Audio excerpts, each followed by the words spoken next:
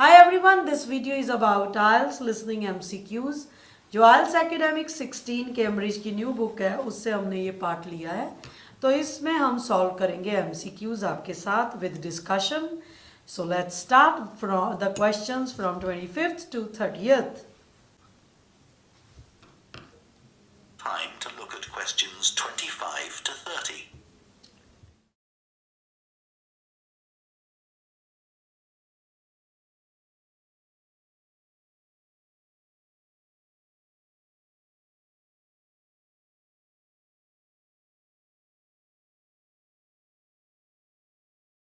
Now listen and answer questions 25 to 30. So, what can we say about helping people to lose weight? There's a lot we could say about what restaurants could do to reduce obesity. I read that the items at the start of a menu and the items at the end of a menu are much more likely to be chosen than the items in the middle. So, if you put the low-calorie items at the beginning and end of the menu, people will probably go for the food with fewer calories without even realizing what they're doing. I think food manufacturing. Guys, इसमें हमने देखा कि Adam and रोजी दो लोग बात कर रहे हैं. एडम ने पूछा, so what can we say about helping people to lose weight? There is lot we could say. What restaurant could do to reduce obesity? इस क्वेश्चन में इसी की बात हो रही है. उसने बोला, I read that items at the start of the menu and item at the end of menu are much more likely to be chosen than the items in the middle. अब देखिए, उसने यहाँ पे बात की है कि वो चूज़ की जाती हैं, लेकिन उसने ये नहीं बोला had more low calorie foods और ऑफर्ड फ्यू ऑप्शंस. इसको हमने एक्सक्लूड इसीलिए किया है क्योंकि आगे उसने क्या बोला, so if you put the low calorie items at the beginning and end of the menu people will probably go for the food with fewer calories. देखिए उसने क्या बोला, अगर कहता लोअर आइटम्स बिगनिंग में कर दें और एंड में कर दें तो लोग क्या करेंगे, थोड़ी कैलोरीज वाली आइटम्स को करेंगे, लेकिन ऑफर फ्यू ऑप्शन नहीं है और सारी लो कैलोरी फूड की बात नहीं हो रही. वर organise in a particular way बात हो रही है कि मेन्यू को इस तरह ऑर्गेनाइज किया जाए without even realising what they are doing. तो आंसर विल बी सी. चलिए गाइस, अब चलते हैं हम 26th पे कि students agree that food manufacturers deliberately. I think food manufacturers could do more to encourage healthy eating. How?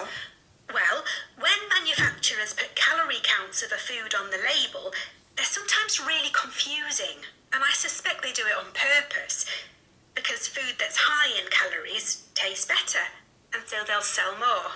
Yeah, so if you look at the amount of calories in a pizza, they'll give you the calories per quarter pizza, and you think, oh, that's not too bad. But who's going to eat a quarter pizza? Exactly. I suppose. Guys अब देखिए, जो second question था उसमें वो क्या कह रहे हैं. उसने बोला, रोजी ने कहा कि आई थिंक फूड मैन्युफैक्चरर्स है they could do more to encourage healthy eating. उसने बोला अब तीन ऑप्शन है. उसने बोला make calorie count hard to understand, जो फूड मैन्युफैक्चरर डेलिबरेटली करते हैं जानबूझ के, क्योंकि लोग नहीं तो नोट करते हैं. फेल टू प्रोवाइड एक्यूरेट, या तो फेल होते हैं एक्यूरेट कैलोरी काउंट बताने में, या वो यूज़ करते हैं ineffective method to reduce calories, या वो इनइफेक्टिव मेथड यूज़ करते हैं कैलोरीज को रिड्यूस करने के लिए. अब इनकी कन्वर्सेशन में देखिए क्या था. उसने बोला कि when manufacturers put calorie counts of a food on label they are sometime really confusing. वो कन्फ्यूज कर देते हैं कि बंदा समझ ही नहीं पाता कितनी कैलोरी है उस फूड में. And I suspect they do it on purpose, यानी कि पर्पज मीन्स डेलिबरेटली. तो आंसर हमारा क्या हो गया इसका, ए. आगे उसने क्या बोला, because food that's high in calorie taste better so they will sell more. तो वो क्या करते हैं, आपको पता ही नहीं चलने देते कितना इसमें कैलोरीज है. तो फिर उसमें देखिए एडम ने क्या बोला.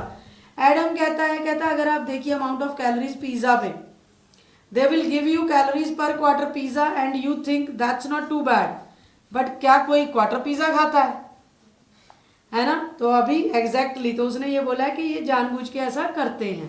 अब चलते हैं गाइस हम 27th पे. व्हाट डज रोजी say about the levels of exercise in England. चलिए. I suppose another approach to this problem is to get people to exercise more. Right. In England, the current guidelines offer at least 30 minutes of brisk walking 5 days a week.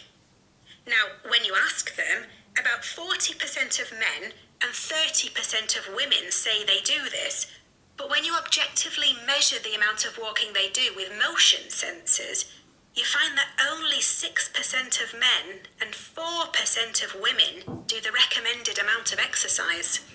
So you can see why obesity is growing. So, how can people be encouraged to take? Guys देखिए 27 का B क्यों है, क्योंकि देखिए Adam ने क्या कहा था, कहता अनदर अप्रोच है कि to get people to exercise more. फिर रोजी आगे कहती right in England the current guidelines are for at least 30 minutes of brisk walking 5 days a week. देखिए गाइस वहाँ गाइडलाइंस है कि 30 मिनट की ब्रिस्क वॉक की जाए 5 दिन हफ्ते में. Now when you ask them, कहती 40% men and 30% women say they do this, but when you objectively measure the amount of walking they do with motion sensor, you find only 6% of men and 4% of women do the recommended amount of exercise. Means most people overestimate how much they do. कहते सारे हम करते हैं लेकिन वो करते नहीं, actual में इतना कम है. अब ए को कैसे एक्सक्लूड करेंगे? Amount recommended is too low. Amount recommended low नहीं है, वो तो 30 minutes of walk a day 5 days a week है, तो cross the A. Women now exercise more than they used to. Not at all. They are not talking about women are doing more exercise than earlier. So cross C as well. So answer is B. So let's move to 28.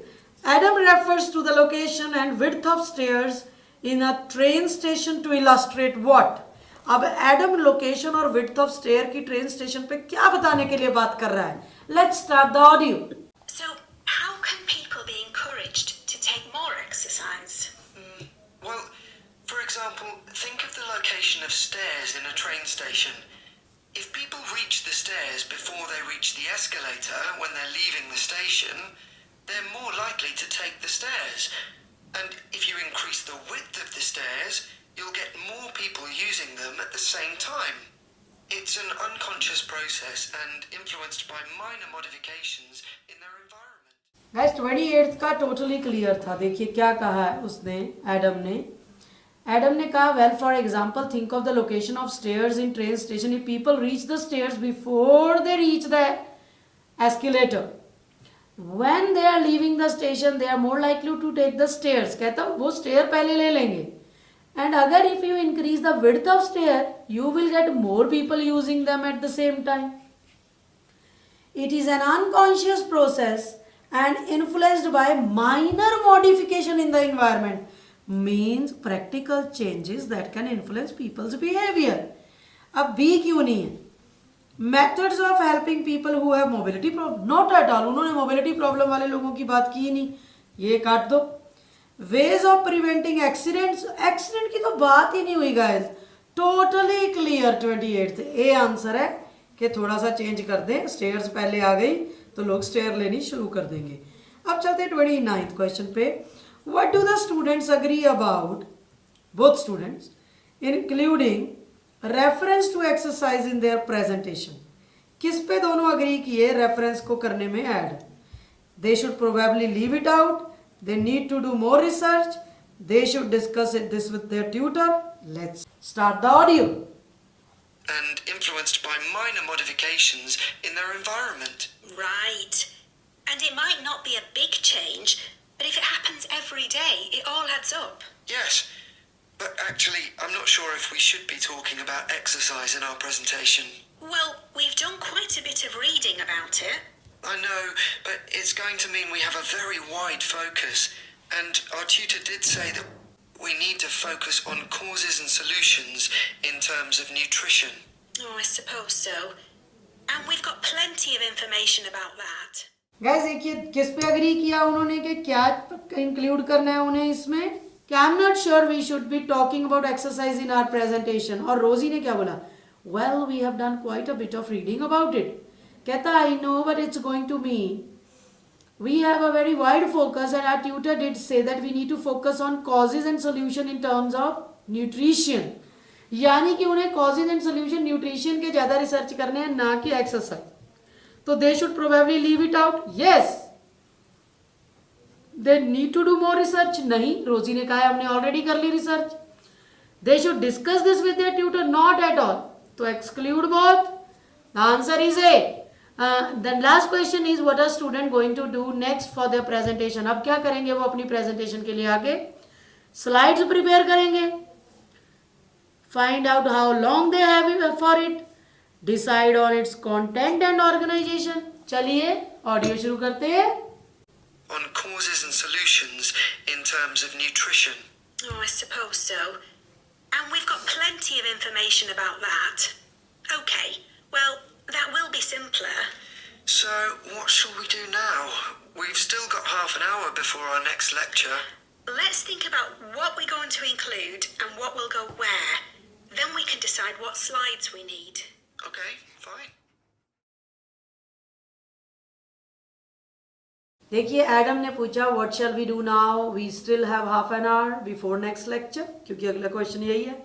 Prepare some slides, नहीं prepare नहीं करनी उन्होंने slides, तो A को कर दो exclude. Find out how long they have for it, no. Decide on its content and organization, yes. क्यों? क्योंकि उसने बोला what we are going to include and what will go there, means कैसे वो कंटेंट पे डिसाइड करेंगे, कैसे वो आगे जाएगा. तो गाइज इस वीडियो में आपने देखा कि कैसे हमने MCQs क्वेश्चंस को सॉल्व किया एक्सक्लूड करते हुए दूसरी ऑप्शंस को. कई बार होता है कि हमें ABC तीनों में कन्फ्यूजन हो जाती है कि तीनों ही ऑप्शन हो सकती हैं, क्योंकि जिक्र तीनों का होता है. लेकिन अगर आप कॉन्सेंट्रेट करें गाइज, वो एंड एक पे ही करते हैं, उनका जो स्ट्रेस होता है एक पे होता है और उनका जो क्वेश्चन होता है वो भी एक से ही रिलेटेड होता है. अगर हम देखिए एग्जांपल दें इसी की, ये वाले 30th क्वेश्चन की, कि स्टूडेंट अब क्या करेंगे, स्लाइड्स बनाएंगे. देखो उन्होंने आगे क्या है कि we can decide what slides we need, लेकिन अभी नहीं वो बना रहे, तो ये भी गया. Find out how long they have for it, कितना समय है उनके लिए. समय की बात उन्होंने अभी की है कि हमारे पास लेक्चर से पहले समय है, लेकिन प्रेजेंटेशन से रिलेटेड नहीं, तो ये दोनों गए. तो इसमें आप देखना जिक्र सबका हुआ, लेकिन एंड में एक पे ही हमारा आंसर होना है. Thank you everyone for watching this video. For more videos like this do subscribe our channel.